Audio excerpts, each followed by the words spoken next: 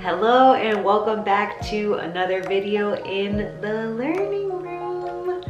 If you are new to this channel, my name is Cynthia. I run this channel with my husband Joey.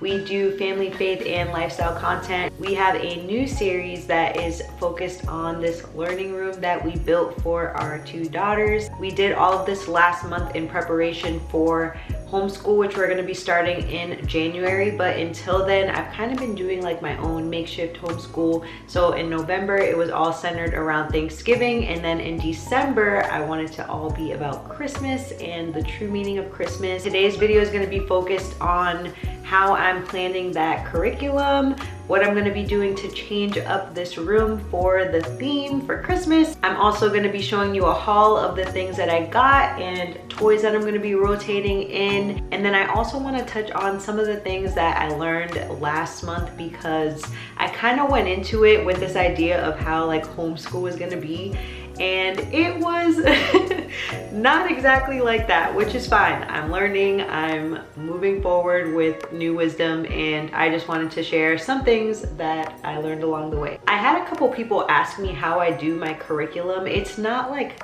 crazy structured, but I do want to show you what I do and how I put that together, and hopefully that'll be helpful for other parents that are planning to do something this month that is educational, fun, and of course faith-based, because Christmas is all about the greatest gift, which is Jesus. So let's get into it. I basically wanted to break this month out into 4 weeks, and each week would have a different theme. But I love ChatGPT, and I'm not saying I have ChatGPT do everything for me, but I am using it to the best of my ability. It's kind of like my personal assistant. So I will basically have an idea and I will put into ChatGPT like, hey, this is the theme that I want to do for the month. This is kind of how I want to break out each week.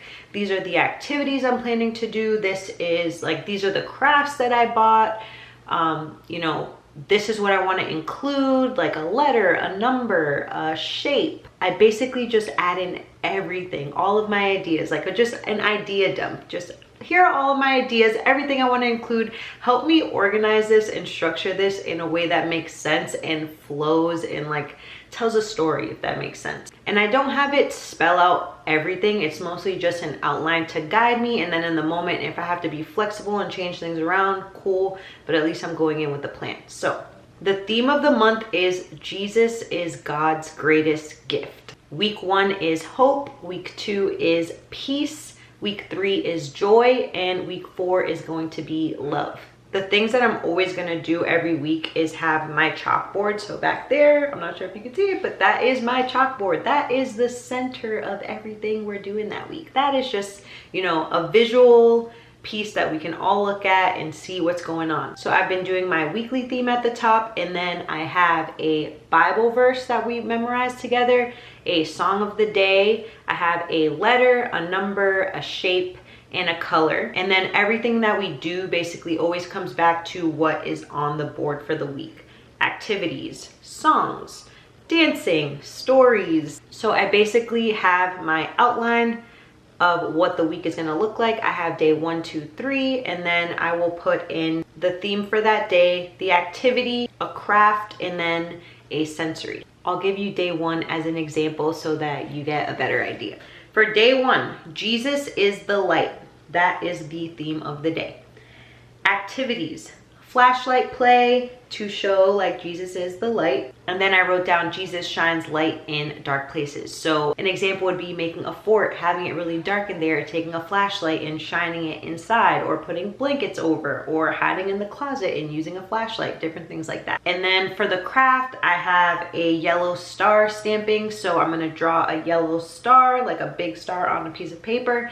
And then we get stamps, or you can use like a yellow dot marker and we fill it in. You can also do stickers. We have dot stickers, or you can get star stickers and fill in the big star with little stars. And then for the sensory, I did like a foil activity. So like there's foil that's shiny, and then having a bunch of yellow objects inside that she can play with and kind of just do her own little thing in that little bin. And I just want to say this, if you are not like a person that thinks of these ideas, ask Chat GPT, okay? We work smarter, not harder. If you have just an overall idea of what you want to do, just put it in there and just ask it to elaborate for you, and it'll give you like little bullets of like talking points or things you want to do. So I will map all of that out for my 3-year-old, and then I will map out a parallel plan just for our baby. So she is about to be 10 months this week, which is crazy, but I just leave like one little bulleted note for the baby parallel plan. For our baby, we're going to do some flashlight play. I'm going to make a basket of just yellow things that she can play with, since that's the color of the week, and we did that last month with green and she really liked that. So I'm going to take a bunch of little yellow things, put that in there, and you know, along the way I'll probably just add in a couple things, but to start off, that's a good place to start. She's also just going to be in the room observing everything, listening to everything, clapping to the songs, dancing. She's really into touching the piano keys that we have in here, so there's plenty for her to do. So that's basically how I build out the curriculum. Again, just start with some broad ideas, have ChatGPT help you to narrow it down, put it in a chart so that it's easy to see. In the moment too, you'll kind of get an idea, is my kid feeling this? Should I shift? Should I pivot? And just being flexible, I think, is something that's really important. So coming in with the plan and being okay if that plan changes. So now that we've gone through what I'm doing for the month, the curriculum, how I build the curriculum, I wanted to share a couple of things that I learned from November. In a similar way, I created this plan, but it was very in-depth. It was to the T, as I should say. And you know what? It didn't work out like that. It was very detailed. It was very rigid. It was just, you know, the plan of my dreams, not my toddler's dreams. So I had to adjust, and I did a lot of adjusting every day. Number one, my toddler, and honestly my family in general, thrive on a routine. And that's something that we've been working on, is getting the whole family on some sort of routine, having systems in place so that we are really being productive and having a plan as we go into each day and not just winging it. Because I feel like we were just kind of all over the place. We're gonna do homeschool in the morning, homeschool in the evening, homeschool this day, no homeschool that day. And I feel like everybody was just feeling the chaos, right? So basically my husband and I worked together and created a family schedule. And this is not like, again, a rigid schedule, but it's something to kind of guide us throughout the day so we know when we are having breakfast, when we are coming into homeschool, when we are going to be having work blocks throughout the day because we still have to work. So just putting some type of system in place. Is it gonna always be down to the minute like that every day? No, but it gives us a guide on how to move through the day in a way that makes sense for our family. So once we started putting that into place, and it's still fairly new, but we've already seen a difference, just not even in like the girls, but in our own productivity. Because I feel like for the most part, it's just us. We were feeling like our capacity is maxed out. Like we don't have time for anything. And I think that just like wasn't the truth. I think when things feel chaotic, it feels like your capacity is so much less than what it actually is. And so now that we have these systems in place, we're starting to like breathe a little and see like, oh wow, we can get like a ton of stuff done in a day. So our toddler and our family thrives on routine, on schedule, on systems, and we want to keep that going moving forward. Number two, something that is helpful is easing into the learning. Okay, we don't just jump into ABCs in here. Okay, that wasn't working. That really wasn't working. So what we started is doing homeschool earlier in the day. So we'll have breakfast, we'll have a little like open playtime in the living room, and then we get dressed for the day, and then we go into homeschool.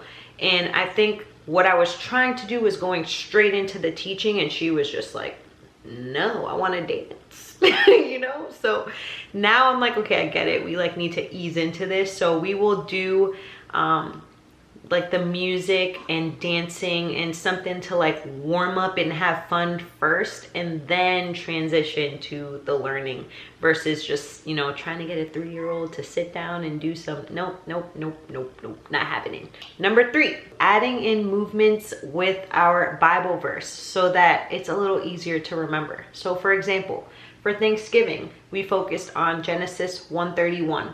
Then God looked over all he had made and he saw that it was very good. So something that I did with her was we did certain movements for each part of the verse. So then God looked over all that he had made. See where I'm going with this? And he saw, gotta get your binoculars out, that it was very good. And she really liked that. And she remembered it for the little pieces, you know? It's a little story, it's a little game, it's fun, it helps. Number 4, she did not always want to do my curriculum. And so I had to learn to pivot, and that's okay. So again, I'm going into it with the plan, and if it doesn't work out, okay.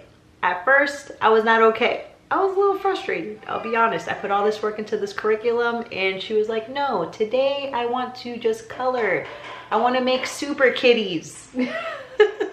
So like some days we literally were just pivoting, and you know what, she had fun and she loved making super kitties. For like 2 days we were just gluing and cutting and pasting super kitties, which has nothing to do with the theme, but you know what, she was happy, and that is okay. Oh, this one is really good, number 5, okay, because I was struggling. Okay, there were days that I would say something and repeat it, and she was just ignoring, saying she wants to do something else instead. And I realized in that moment that I wasn't being clear with my instruction. I was being very wordy. And so I realized that I need to work on my communication with a toddler when it comes to learning, because there's a way that I talk to her as a mom, as, you know, getting things done during the day, talking to her as a friend. But when it comes to teaching, I think there's a different way that you communicate with toddlers, and teachers know this, and it's just a skill of knowing how to talk to toddlers, and it has to be very clear. It's not too lengthy, like very direct, short, simple communication when it comes to transitioning to different activities. So for example, one thing that really helped me was redirecting instead of reacting. So instead of me getting frustrated, I needed to instead redirect her and really watch my tone too in how I speak to her. So for example, if she's just running around a lot, instead of saying, stop running, okay? That's my instinct, stop running, no running. It's better to address what she's doing. So, wow, I see you're running a lot. You have a lot of energy. Let's take 3 big jumps and then sit and listen. So it's kind of connecting with what they're doing in the moment and then clear instructions. You know, that actually does work. If I just try to command her like, hey, no, don't do this, don't do that, it makes her want to not do it more. So this is like the challenging part of having a 3-year-old, is that I'm learning that I thought I was a patient person, but like my patience is being tested every day. And it's, you know what? Good, because I need to get better at communicating. It's like, it's a whole skill, it's a whole other thing. And it's not that, you know, I'm bending and allowing my toddler to like tell me what to do. It's more so I'm learning to guide her in a way that is productive, in a way that is, you know, teaching her versus just telling her what to do. And that's not easy, especially if you didn't grow up like that. I didn't grow up like that. Number 6, I realized she really likes doing certain activities over others. So she will spend a lot of time doing crafts. So if I know that that's something that my daughter likes, I'm gonna start weaving in like the learning portion, the story portion into the craft. So we did that, for example, with the creation story. We read a little bit about it, but then we jumped to a craft. So we made this poster board, and I'll put a picture of it, but it says God made. And then I put 6 boxes, and I'm looking at it. So I put the sun, water, people, sky, bugs, and fruit. And then I took out a bunch of crayons, markers, dot stickers, and I said, draw a picture of each thing that God made in each box. And she loved that. Number 7, I wrote down, a peaceful rhythm works better than rigid expectations. And I kind of touched on this earlier, but you know, having a plan, but not being so stuck in that, like, it has to be like this today. because you're only going to frustrate yourself. And especially with little kids, like you can't really pre-plan how they're going to act, what they're going to like that day. So it's just being flexible is just going to be more peaceful for you in the long run. So just going into it with that mentality is going to save so much stress and just make it more enjoyable for you too. Number 8, and this one is really a big one for me, is making this space here feel special. So this is our learning room. This is our special space. We are not in here 24 hours a day. We are not in here whenever we feel like it. This is an intentional space. We come in here to learn. We come in here to have intentional play. When it's more like open play, we're in the living room. So my daughter now feels like, you know, it's special when we come in here. It's a privilege when we come in here and get to play and learn and be in this beautiful space. So like whatever space, even if it's a little corner in your house, really setting that aside and making it a special little space for them so that they know, wow, like I'm so excited to go into this space and to be able to spend time and really like have fun. Certain times of the day we'll close this door and we'll say, okay, like we're done with the learning room right now, we'll go in a little bit later. And like my daughter actually looks forward to that. So just making it special and really like keeping it an intentional space, I think in the long run keeps them looking forward to continuing to come in and learn in that space. I have 2 more. So number 9 is not overloading the schedule with a ton of activities. So again, I walked you through my curriculum. I had activities and stuff. We'll probably do 1 or 2 of those activities each day, and that's okay. I put more on there just so I have backup ideas and again, just to have that plan. But realistically, we're not doing 7 activities. And like that, you know, I did have that expectation at first last month, and I'm not going into this month with that expectation because that's a lot. That's a lot for a little kid. So if we can get 1 good activity, I'm happy with that. If we get 2 and they're like lengthy good activities, awesome. That is like a crazy successful day. So just again, realistic expectations. And then lastly, celebrating the small wins. So that kind of ties into the last one. It's like, we are not here to check off a list. We are not here to make sure the whole blackboard was gone through in that one day. So if we get through 1 thing that day or 1 or 2 things that day, awesome. We focused on the letter and the number that day. The next day we focus on the color and the Bible verse. Or we focus on, you know, a dance party of songs that tie into the theme and then do an arts and craft project. And so that is a win, knowing that your child got something out of that day and learned and got to be creative and had fun doing it with you. And so just celebrating that and not feeling like, oh, this is just like, this was a disaster. We didn't get through everything. Like, this is just not a productive day. We only did 2 of the 7 things that I had on my list. Like, nah, we're not doing that, okay? So just keeping that in mind and staying positive about it and encouraged, because just the fact that you are taking time out of the day to do something like this with your kid is a huge win. And whichever way like it ends up, you tried and you did your best and your kid did their best. And that is what matters and what we should really keep in mind as we're doing these things for our kids. Okay, this is the fun part. We are going to go through the haul of the different things that I got for the room for this month, and I'm really excited to show this. So I have a couple little different things. I have some decor, I have some crafts, I have some Bible resources, I have a little bit of everything. So let's take a look at what we got. I think we'll do decor first because I feel like it's Christmas, you know, we just gotta, yeah, let's go through that. So I got these cute little pillows for this couch here. Wanted to like dress it up a bit, so I got these from Target. Beautiful little Christmas tree and a cute little house, so we're gonna add that in. We already had this little Christmas squishmallow, so we're just gonna throw it in. Look at that, look how cute this is. I love it.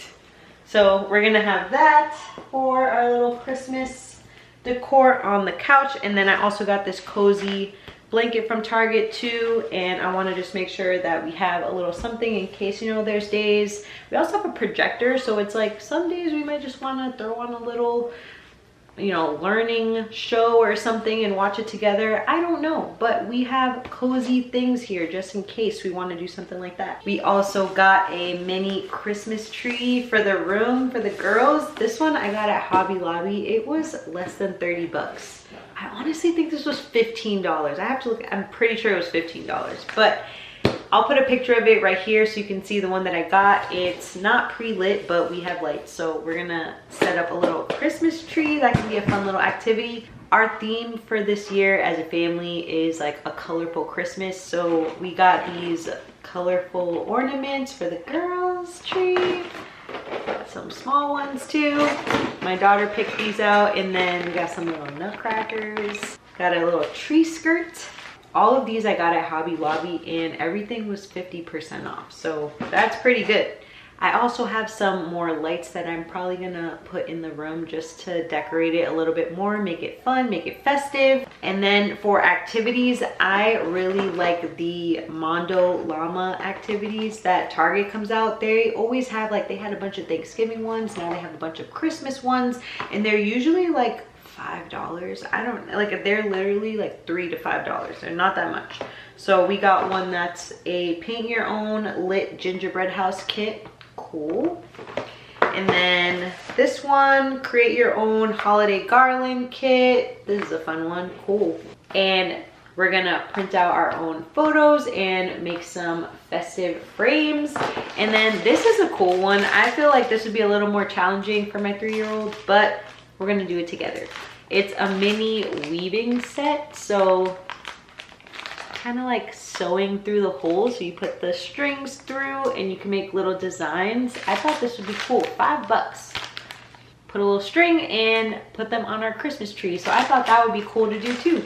And so since Christmas is all about the birth of Jesus, I have my Bible resources here, so I'll go through them quickly. But this is one of my favorite things that we have. We have used this for a good 2 years. You need to grab these when you see them because they sell out. But it's this storyteller, and it comes with this, and then it comes with a stack of books, and it's Bible stories and songs. So all up here, you can turn this and it changes the song, and then you change this here and it reads the story for you. So it reads the stories to your kid, and then there's a picture that comes on each book, and so they match the picture with the picture on here, and then it's like a read-along book. And it's, I mean, they have the birth of Jesus, Jesus walks on water, Noah's Ark, the Easter story. We love these. And now that my daughter's a little older, like, she's starting to have it read to her. Before, she would kind of just play with this and like play the songs, and I would read the books to her, but now she's like having the actual storyteller read to her. And it's a good little quiet activity too if you need them to be doing something. She also likes bringing this in the car and like listening to it in the car. So that's a huge resource that we love. We also have these Bible coloring verse cards. So the goal is like to do one a week, but that hasn't always been happening. So I mean, we'll kind of do them when we can, but has a cool little picture that they can color that says the verse, and then on the back for the parent there's the actual verse. So it's actually cool because you can hold it up and read it to them, and they can also spend time coloring. We have a bunch of these that we hung up on our wall too, so love these. And honestly, if you're an adult and you just like drawing, like, this is really cool too for yourself. So I'm gonna make sure I link all of these things, but let me keep going. So we also have the Jesus Storybook Bible that we're going to spend time reading this month, especially because it helps with teaching kids that like the whole Bible is really all about Jesus. And I just love this Bible. I think the illustrations are so beautiful, and just the way that they wrote each story, we love it. It's very engaging, amazing pictures. Come on now. So this is a really good one to have in your library.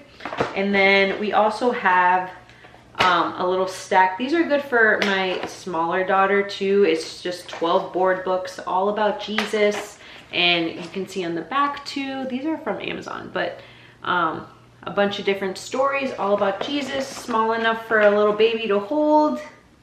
And it's like 4 or 5 pages each. And so gonna keep that handy so that they can both use these. Other resources that I really like that are fun to incorporate, we have connecting number cubes, so counting blocks. You can just stick them together and count with these. And then we also have 2 things that I like to do. I got her this plain sketchbook. You open it up, it's just a regular painting sketchbook, but one thing that I see a lot of parents doing, and I got this idea off of Instagram, but they will create different activities and keep them all in here. So like tracing activities, or, you know, connecting like uppercase letter to lowercase letter, and they'll like draw it themselves and have their kid do the activity. One that we did for Thanksgiving, I'll show you. This was a Thanksgiving tree. So I made the tree trunk out of just like construction paper. I cut it out, and then I made a bunch of little leaves that she could then write on. So we wrote some together, just things that we're thankful for, and then I had her glue them onto the tree. Some she drew on and just like told me what they were. And then it's crazy because we were in the middle of doing this activity and Joey came into the room and he's like, someone just like left this on our door. And it was, the timing is crazy, but it says John 15:5, I am the vine, you are the branches. If you remain in me and I in you, you will bear much fruit. Apart from me, you can do nothing. And it just says God loves you. And I just thought that that was crazy. Like, that is not a coincidence, okay? We're over here making a tree with branches and God just slips this verse in here. And so it's just that little reminder, like, stay connected to God. He's going to show you what to do. Without him, you can't do anything. So we always need God. So that was just awesome. I put that on there because I'm like, this is awesome, an awesome reminder. And so I love this because you can continue to do different activities on each page. Some can be crafts, some can be painting, some can be, you know, just writing, different things like that. And then you'll be able to look back on all the things that your kid did. So I love this. I also got this, I'm pretty sure I got this from Walmart. And it's just comes with a couple little dry erase markers, and it's all like dry erase activities. So circle the pictures that start with the letter A, tracing letters and then trying to draw them yourself. She's actually starting to draw the letters herself, which is amazing, but some of these I helped her with. Write the first letter for each picture. She wrote that H. Can we take a minute? Look, she wrote that H, okay? But like, these are similar activities that I would do myself and put into here too. And like, for us, that's so simple, but to little kids, like, that is an actual activity that they can do. It's challenging. So I love this. And then when you're done, you can wipe it off and it's brand new. And then lastly, I got this from IKEA. I just like popped in. I was supposed to be buying furniture, but I couldn't find anything that I liked in the moment. And so I got this. I'm not sure if you can see, but it's like to make houses. It's like board paper. And you can pop these out. You bend them into a little like town. And I thought that it'd be, oh, here we go. Okay. You can see it's like a little town right there. And I thought it'd be cool to like make this into a little Christmas town since, you know, it's Christmas.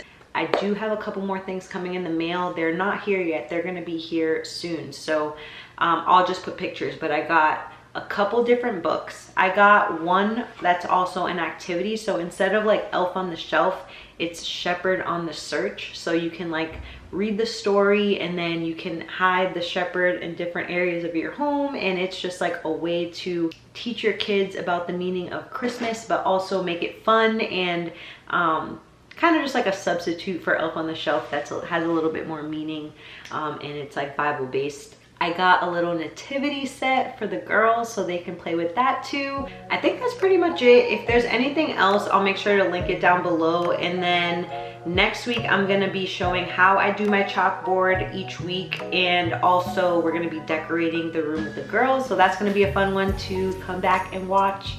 But pretty much that's everything that I have today. I hope that was helpful to just give you an idea of what I'm doing, and then you can kind of tweak it for whatever you're planning to do for this month. But if you have ideas of things that you're gonna be doing this month, let me know in the comments. I'm always open to ideas, craft ideas, learning ideas, dancing ideas, different things that you do with your kids to keep them engaged and having a good time, let me know. I'm learning as I go and just taking you along with me. Thank you so much for watching, and I'll see you in the next video.